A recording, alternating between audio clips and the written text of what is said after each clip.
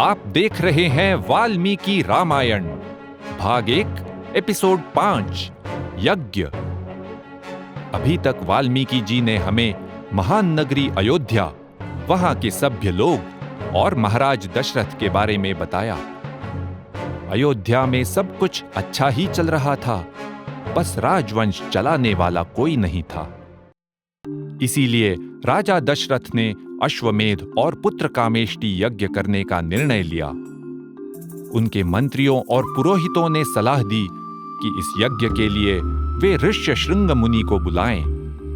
वे ही पूरे जगत में इस यज्ञ के सर्वोत्तम विशेषज्ञ थे। और यहां एक रोचक कहानी आती है। विभांडक नाम के महामुनि अपने पुत्र ऋष्यशृंग के साथ वन में रहते थे। ऋष्यशृंग ने अपना सारा जीवन वन में अध्ययन और तप करते हुए बिताया था। अयोध्या से पूर्व दिशा में एक राज्य था, अंग देश, जिसके राजा थे रोमपाद। एक बार अंग देश में भयंकर अकाल पड़ा। रोमपाद के मंत्रियों ने अकाल से निवारण के लिए ऋष्यशृंग मुनि को बुलाने का सुझाव दिया।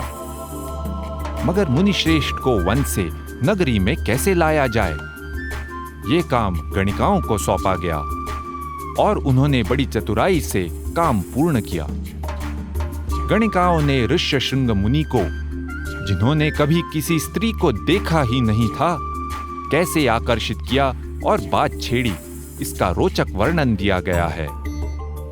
वे गणिकाएं काम्य रूपा, अत्यंत सुंदर और आकर्षक थीं। गायन्त्यो मधुस्वरम, मधुर स्वर में गाने वाली थीं।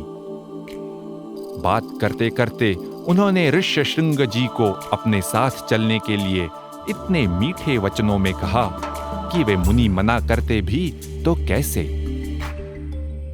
वे मुनि अंग देश में आए और फिर बरसात भी आई। राजा की बेटी शांता के साथ उनका विवाह हुआ और वे वहीं बस गए। कुछ समय बीत गया। महाराज दशरथ ने अंग देश में आकर ऋष्यशृंग जी को यज्ञ के लिए आमंत्रित किया। ऋषि ने उसे स्वीकारा और वे शांता के साथ अयोध्या में आए। उन्होंने महाराज दशरथ से कहा, अश्वमेध का घोड़ा रक्षकों के साथ भेज दिया जाए। 1 वर्ष बीत गया और वशिष्ठ जी ने यज्ञ की तैयारी शुरू की। यज्ञ की व्यवस्था आज की भाषा में एक बड़ी प्रदर्शनी या एग्जीबिशन जैसी होती थी। एक अस्थायी टेम्पररी नगर सा यज्ञवाटक सरयू के उत्तर तट पर बनाया गया। अयोध्या तो सरयू के दक्षिण तट पर बसी थी और वशिष्ठ जी ने कुछ इस प्रकार की सूचनाएं दी। एक विशाल यज्ञवाटक बनाया जाए जिसमें हजारों लोगों के रहने की सुविधा हो। इसलिए शिल्पकार, बढ़ई तथा अन्य कारीगरों को बुलाया जाए। नट नर्तकों को भी बुलाया जाए। रहने के लिए कक्ष हों जिनमें तरह तरह के खाद्य और मनोरंजन की सुविधा हो। वशिष्ठ जी ने इस बात पर जोर दिया कि दातव्यमन्नम विधिवत सत्कृत्य न तु लीलया। भोजन आदर पूर्वक दिया जाए, दान जैसे नहीं। सर्वे वर्णा यथा पूजाम प्राप्नुवन्ति सुसत्कृताः। सभी वर्णों के लोगों को सम्मान दिया जाए। कामगार और कारीगरों को योग्य रीति से वेतन और भोजन मिले। कभी कभी ऐसा माना जाता है कि पूर्व काल में लोगों को राज्य या राजा की सेवाओं के लिए युद्ध करना हो या महल और मंदिरों का निर्माण हो, गुलाम की तरह बुलाया जाता था और योग्य वेतन भी नहीं दिया जाता। लेकिन वाल्मीकि जी ने स्पष्ट वर्णन किया है कि राजा प्रजा को इन कार्यों के लिए योग्य वेतन देकर ही बुलाते थे।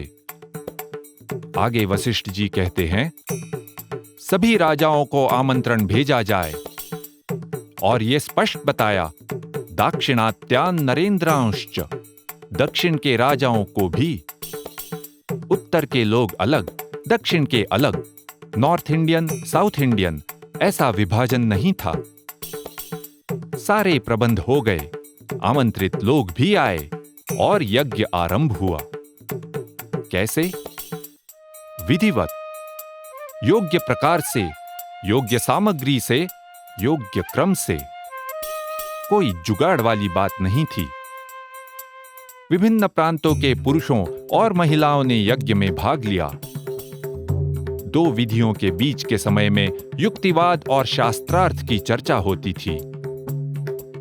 यज्ञ की विधियां समाप्त होने पर अग्निकुंड से एक प्रजापति पुरुष प्रकट हुए और दशरथ जी को बोले, ये पायस लीजिए और अपनी रानियों में बांटिए, उन्हें पुत्र प्राप्ति अवश्य होगी।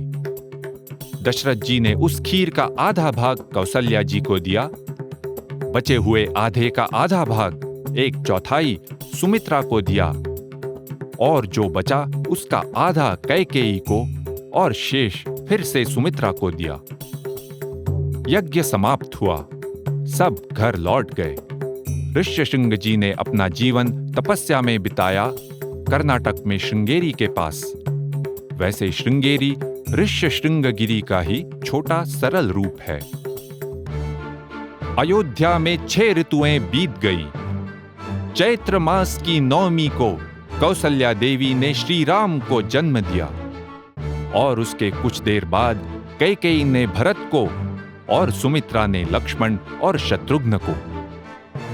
नगरवासियों ने बड़े हर्ष से गायन और नृत्य करके जन्मोत्सव मनाया और इस प्रकार अयोध्या में राजकुमारों का जन्म हुआ। अब थोड़ी दिशा बदलकर वाल्मीकि जी हमें राक्षसों के बारे में बताते हैं और उसे हम देखेंगे अगले एपिसोड में। इति ह आस, ऐसा ही हुआ था।